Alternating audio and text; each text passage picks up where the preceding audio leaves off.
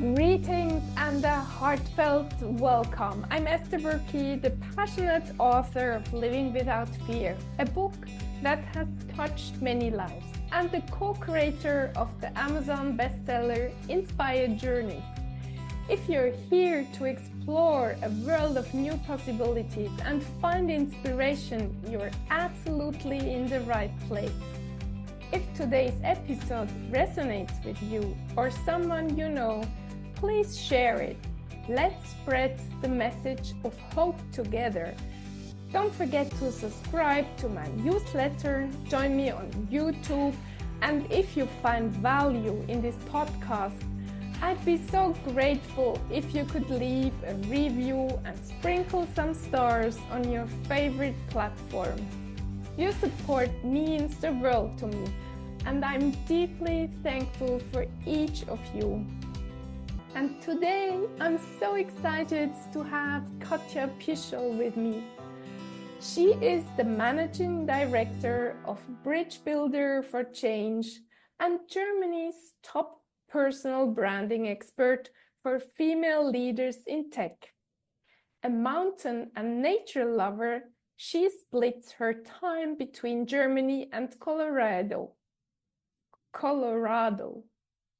After years in corporate tech and startups, she now helps senior female leaders start their own businesses, build their brands, and redefine success on their terms. With her energy, clarity, and empathy, she's guided over 300 leaders, and her book, And Then Life Happened, shares more of her journey. Welcome to the show, dear Katja. Esther, thank you so much for having me. I'm so excited and looking forward to our conversation. Yeah, let's start it with my favorite question. What has been your turning moment in life, Katja? You know, Esther, there have been quite a few. And if I am to pick one, where it, like looking back, all started, it was the fall of 2013, when I literally within 2 weeks turned from a, energetic, healthy woman into somebody who couldn't climb the stairs in the cinema anymore because I was totally out of breath. And in the beginning, that just made me feel very confused because I had no idea what was going on. I started losing weight. To the point that it felt like my body was digesting itself from the inside out. And this truly scared the hell out of me and of my partner, Chris. It came to a point where at night I was lying in my bed and I couldn't fall asleep anymore because my heart was beating so heavily. And that was the moment when I was in pure panic. In January 2014, and that was 4 weeks before I was supposed to go on a long planned sabbatical to Nepal and India, I was finally diagnosed with a severe thyroid disease and an increased risk of cancer.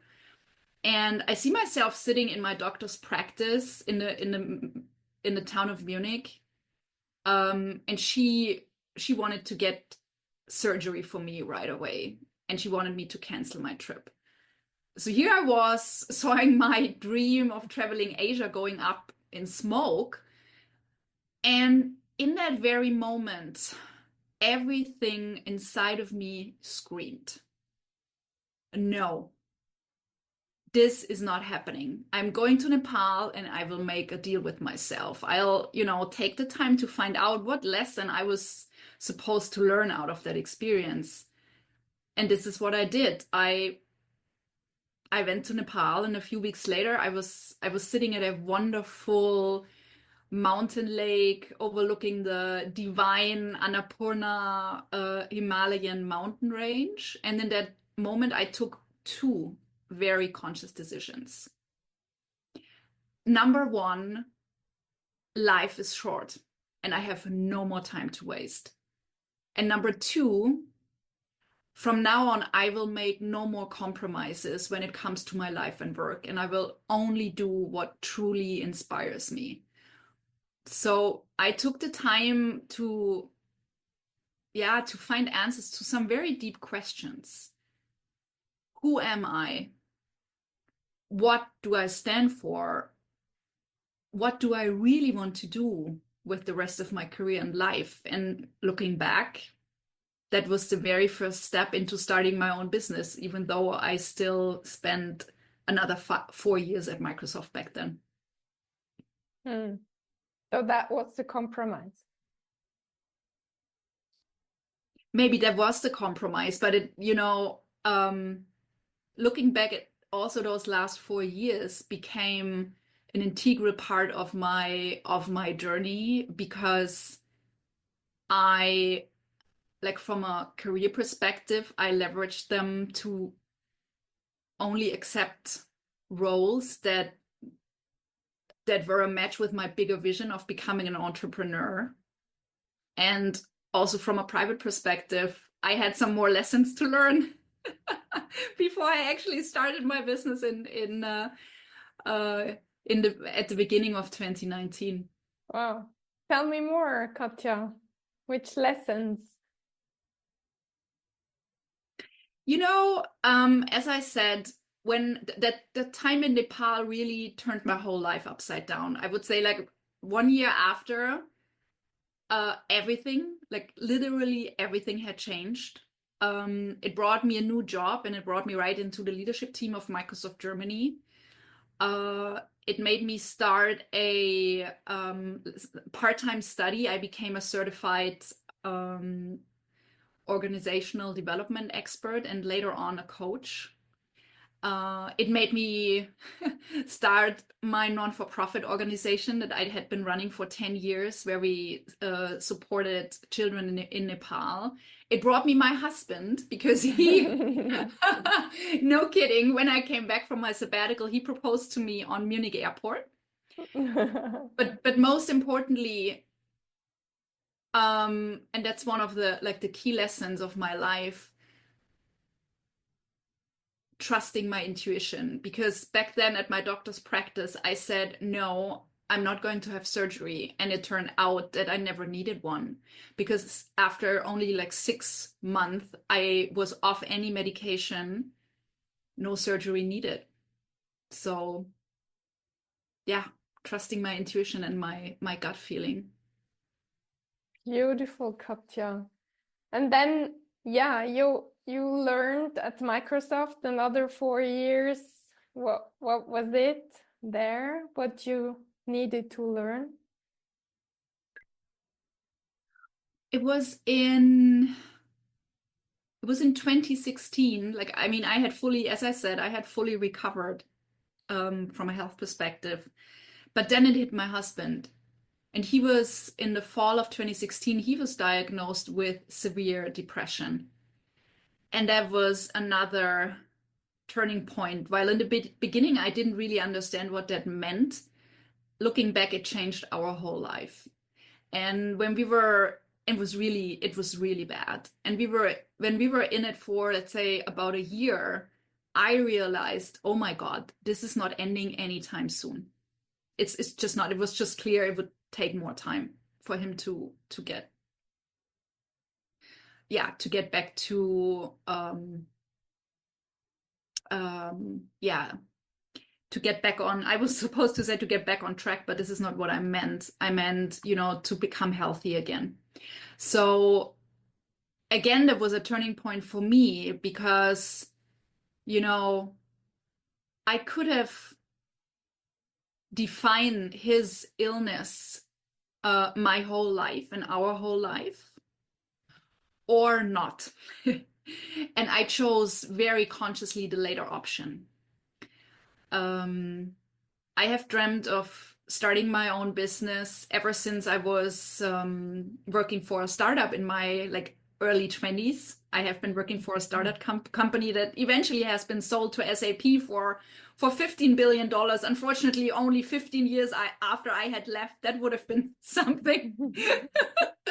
But I knew ever since that time that I wanted to start my own business. And back then, when Chris was so ill, I said, you know what?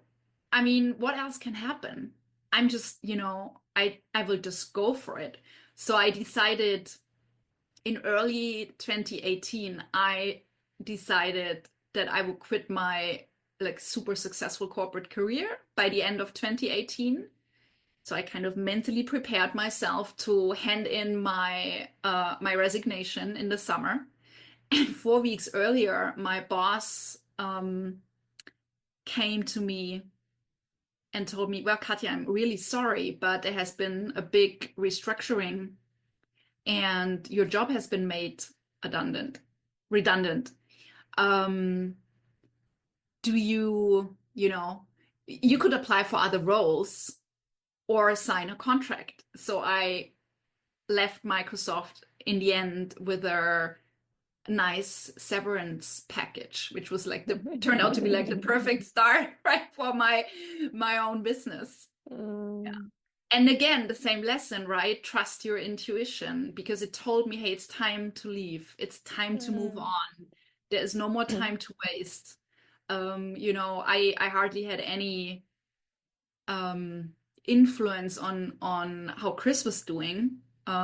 One of the lessons you learn when you have a partner who is suffering from a mental illness, there's not much you can do. You can be there for them, you can hold space, but you cannot help them, really. How did you manage that difficult phase in your life? To be honest, it was up until that point in time, that was the hardest phase. And it's been a very long phase, 3 years. And there were several things that helped me to get through this. Number one, through that time, I really learned to take care, well, first of all, to become aware of my own needs and take care of them, really prioritizing my well-being. Because, when somebody gets sick, of course, for some time we can support them and, just take a step back. But if we are talking weeks and months and years, that strategy is a setup to fail because you will run out of energy. So I learned to take good care of myself and prioritize myself. What also helped me, I grew very much when it came to emotional maturity. I learned to feel all the feelings and I learned to name them and, make clear distinctions. And finally learned how to use the energy that comes with everything we feel, right? Like joy, fear, anger, sadness. I learned to leverage the energy that comes with every feeling as a catalyst for personal growth. Can you explain this a little bit further? Yes. So there's like one special technique that I always use and everybody can. It's pretty simple. It just takes, as all the things in life, it just takes practice, right? So when I was, in that time when Chris was so sick and I would feel depressed, let's say, myself, I would ask myself, okay, where do I feel that feeling in my body right now? Like literally right now. And then I would locate it in my body and I would name it. I would say, okay, so this is fear and I'm afraid or I have fear because, and then I would just end the sentence. Or because I also felt a lot of anger, do the same thing. Would lay on the floor, locate the feeling in my body and say, hey, where in my body does that anger materialize itself? And then I would again say, okay, I am angry because, and then I would finish the sentence. And I did that like day after day, week after week, month after month, until, and this is, and I've been in that state for many years now, I realize something is bothering me, and it takes me like a few seconds to locate the feeling, name it, and then it just it's gone, right? It's gone. And was very useful. Beautiful. Yeah. And maybe one last thing that was super important for me. Back then I started to build what I would call now my own support team. I had, people who would support me, because I had a lot of tension in my body back then. So I started to work with a physiotherapist. I started to work with a psychologist for my for my mental health as well. I started to get into spiritual development and had a teacher there. And I had a coach, a business coach for my career at Microsoft. So I really learned and allowed myself to get help. And this is something I want everybody to know. You're not alone in this, and you don't have to do this alone. You don't have to do all of this by yourself. And that's needed for so many women, isn't it? It's super tough. It's super tough for us, but I can tell you it is a game changer. It is a game changer. Once we learn to say these three little words, I need help, life changes. It becomes much easier. Wonderful. And what else did life teach you after that? Well, as I said, I started my business in 2019, and I started off, as you said in your beautiful introduction, I started working with mainly female leaders and helped them build their personal brand to ultimately get more of what they want for themselves, be it visibility, credibility, that next promotion. And everything was sort of fine for, let's say, about 2 years. I mean, I had some, let's say, long-term consequences of the immense stress I have been through during Chris's, my husband's illness, but this was minor looking back. We had COVID, which was fine too, because I've had set my business up as an online business. So that actually helped, funny enough. I know it has been very challenging for many, but not necessarily for me. So, and then it was 2023, and I was so excited. It was supposed to be the year, where I had massive growth plans for my business. And then life happened again. It was on September 22nd when a regular checkup at my eye doctor turned into a nightmare. And you have to know, I have to go to an eye doctor ever since I was a very little child. I was born with a severe visual impairment. It's a long story. I got artificial lenses implanted in 2010, so that made me go back for a yearly checkup. So this was a yearly checkup in 2023. And out of the blue, my doctor said to me, well, we will need to take out your artificial lenses ASAP, as they are destroying your eyes.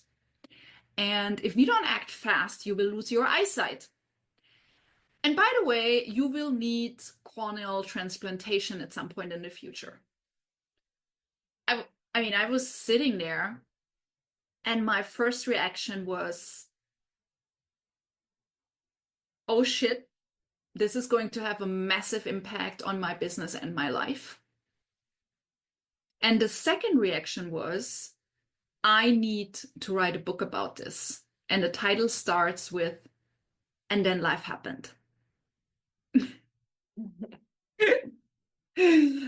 And just like now, I was sitting there, I almost laughed, and I said to myself, hey, universe, did you just hear what news I got? I need to prepare myself for several eye surgeries. So if you want me to write a book, I need clear instructions because I don't have any time for any extra projects in the next month. And then something, over the next weeks and months, something truly magical happened. Well, besides the fact that I had to prepare for eye surgery, which was the toughest thing for various surgeries, actually, the toughest thing that I've been through so far, because it for me meant like really very deeply thinking about death, because not seeing, or the potential threat of not be able to see, for me equaled dying. So I've had some very tough weeks, didn't think about that book thing, but it kept coming back. It just kept coming back in my meditations, for example, and I just let my intuition guide me through that process, and it did. Eventually it became clear, and I think that was like in November maybe 2023, that that book needed to be written in English. It told me a few months later that that wasn't only about my story, but also the story of 6 other women that needed to be a part of this. And I was like, huh? When is this going to happen? I've had like the first eye surgery, and I could only see with one eye. I could only work for 2 hours a day. I didn't have time, but eventually I got a list of names. Funny enough, I knew all of the women already. They've been part of my network. Then in April, I just started reaching out. I think it was May, just telling them what I just told you, how this all came about, asking them, hey, do you want to be a part of this project, of this book project, sharing your story? And all of them said yes.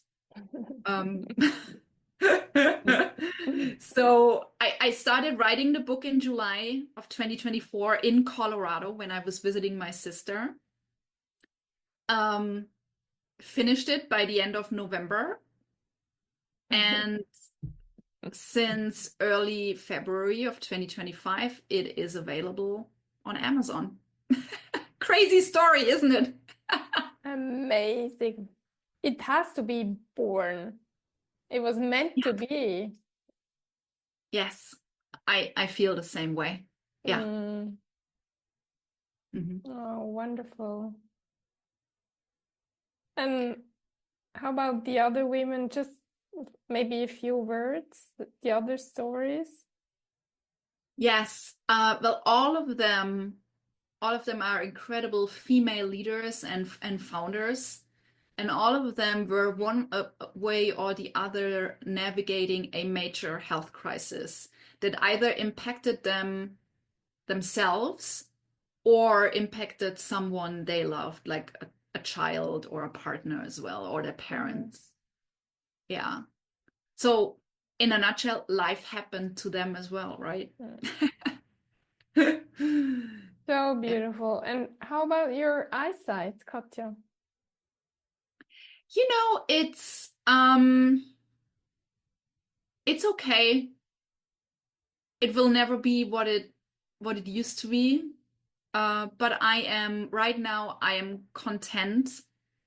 There is a not so positive long-term perspective, so I'm still under the threat of getting a transplantation. My doctor says there's no way around it.